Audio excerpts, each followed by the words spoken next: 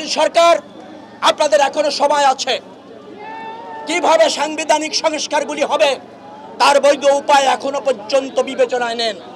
সেটি না হলে পরিণতি কাউকে ছাড়বে না।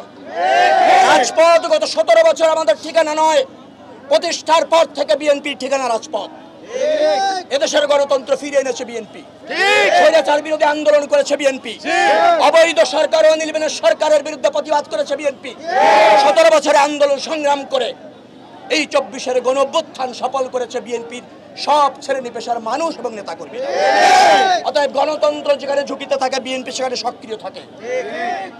যখন সাংবিধানিক সংস্কারের নামে জনগণের উপর আস্থা না রেখে কোনো সিদ্ধান্ত কোনো দল বা গোষ্ঠীর সিদ্ধান্ত চাপিয়ে দেওয়া হলে বিএনপি তা প্রতিরোধ করবে, প্রতিবাদ করবে। অতএব দেশের বৃহত্তর স্বার্থে আমরা এখনো মনে করি জাতীয় ঐক্যমত্য কমিশন যে প্রস্তাবনা দিয়েছে তা যেভাবে কার্যকর করার সাংবিধানিক এবং আইনি যে বৈধ প্রক্রিয়া আছে সেই পথ অনুসরণ করতে হবে।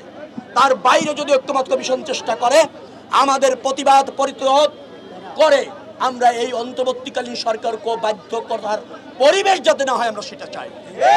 যদি অন্তর্বর্তীকালীন সরকার ব্যর্থতার পরিচয় দিতে চায়, আমি আবারও সাবধান করে বলতে চাই, অন্তর্বর্তীকালীন সরকার যদি কোনো ব্যক্তি গোষ্ঠী আঞ্চলিক শক্তি আন্তর্জাতিক শক্তির স্বার্থ বাংলাদেশের জনগণের উপর চাপিয়ে দিতে চায়, বাংলাদেশের জাতীয়তাবাদী দল মানবে না, ঢাকা 10 আসনের বিএনপি নেতা কর্মীরা মানবে না, অঞ্চলের জনগণ তা মানবে না।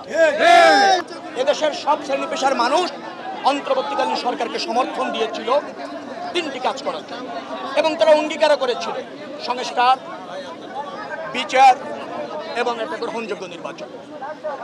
সংস্কারের ব্যাপারে যখন সব রাজনৈতিক দলগুলির সাথে জুলাই সনদ এবং জুলাই ঘোষণাপত্র আমরা সই করলাম, তখন দেখা যাচ্ছে জাতীয় ঐক্যমত্য কমিশন জাতীয় স্বার্থ বিবেচনা না করে আগামীর গণতন্ত্র বিচার অথবা গণতন্ত্র প্রতিষ্ঠার যে অঙ্গীকার সে জায়গায় না থেকে দেশটাকে ঝুঁকির মুখে ফেলতে চাচ্ছে, বিভাজনের রাজনীতিকে উৎসাহিত করছে।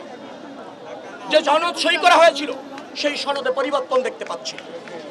যে সনদ জাতীয় ঐক্যমত হয়েছিল সেই সনদের মধ্যে আমরা দেখতে পাচ্ছি কোনো ব্যক্তি দল গোষ্ঠী ভাবনাকে প্রাধান্য দেওয়া হচ্ছে। আগামী জাতীয় নির্বাচন যার মাধ্যমে আমরা জনপ্রতিনিধি নির্বাচিত করতে চাই, একটা কার্যকর সংসদ চাই, সে পথ রুদ্ধ এবং অনিশ্চিত করার একটা অপচেষ্টা চলছে।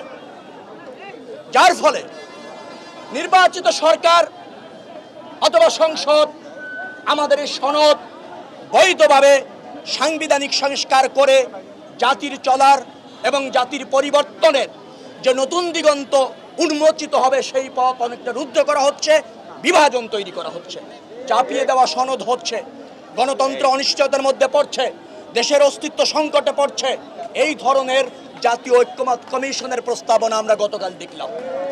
যার ফলে যে জনতা এখন উৎসব মুখর নির্বাচনকে কেন্দ্র করে রাজপথে আমরা সক্রিয় আছি, দেশকে নিয়ে কোনো ধরনের চক্রান্ত অথবা ষড়যন্ত্র করার দায়িত্ব অন্তর্বর্তীকালীন সরকারকে দেওয়া হয় নাই, এই জাতীয় ঐক্যমত্য কমিশনকেও দেওয়া হয় নাই।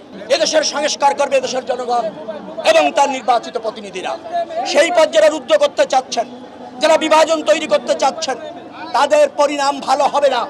আমরা রাজপথে সক্রিয় আছি। যা করতে হবে জাতীয় ঐক্যমতের ভিত্তিতে করতে হবে, যা করতে হবে আইনি বৈধ প্রক্রিয়া অনুসরণ করতে হবে। কোনো গোষ্ঠী শ্রেণীর চিন্তা ভাবনা এদেশের উপর চাপিয়ে দেওয়া এদেশের জাতীয়তাবাদী শক্তি মেনে নেবে না।